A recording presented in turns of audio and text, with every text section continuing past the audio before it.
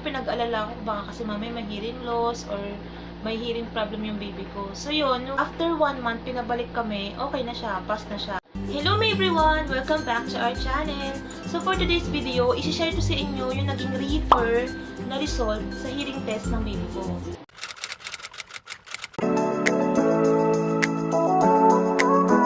Bakit nga ba nagsasagawa ng hearing test yung mga baby sa mga newborn?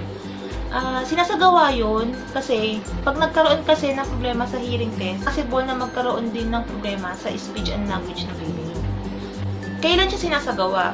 So, yung baby ko, sinagawa siya after 24 hours nung pinanganak ko siya. Ilang minuto lang naman bago siya isinagawa eh. Siguro mga after 15 minutes, tapos na siya. Nung binigay yung resulta sa amin ng nurse, hindi man lang niya na-explain sa amin kung bakit ba naging refer yung naging resulta ng hearing test ng baby ko. So, yun. Kaya ginawa ko yung video na to para ma-share sa inyo yung kaalaman ko sa refer na hearing test.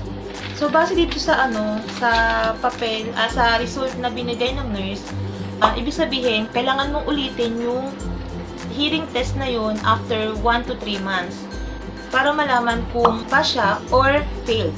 Requirements para sa hearing test, dapat busog si baby or kailangan yung diaper niya kapapalit lang or hindi siya puno or walang poops. Kasi pag nag-react pag gumalaw-galaw yung baby mo, malikot siya, umiiyak siya, uulitin ulit yung hearing test. So in my case, after 24 hours na pinanganak ko siya, kinuha siya sa amin ng nurse. Tapos yun, after ilang minuto lang binalik siya sa amin kasi daw, umiiyak daw kasi yung baby ko. Di pinadede ko siya, ganyan. Tapos after ilang minuto, kinuha ulit siya. Pagkatapos nung test, binigay sa amin na yung left ear niya pass, yung right ear niya is refer. As a first time mom, syempre nakakapag-alala kasi 'di ba, wala ko man lang idea kung bakit naging refer siya. Ang alam mo lang pass. Ni-research ko sa Google, YouTube, pero walang lumalabas kung ano yung gagawin para sa mga refer na result sa hearing test. Pero ang lumalabas lang yung kung paano sinasagawa yung hearing test. So, yung hearing test, sinasagawa siya, para siyang may nilalagay lang na earphone sa tenga ng baby nyo. Tapos yun, may machine na, doon na malalaman kung passed or failed.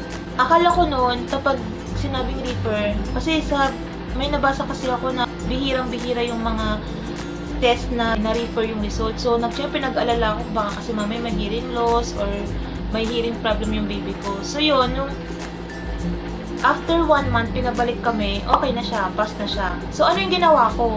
Ginawa ko lang, pinaarawan ko siya kasi may nabasa din kasi ako na kaya daw nagkakaroon ng failed sa hearing test kasi daw may mga pagkapanganak ng baby natin may mga bara-bara sa tenga niya. Kaya, yun, ang ginawa ko, pinaarawan ko siya para malusaw daw.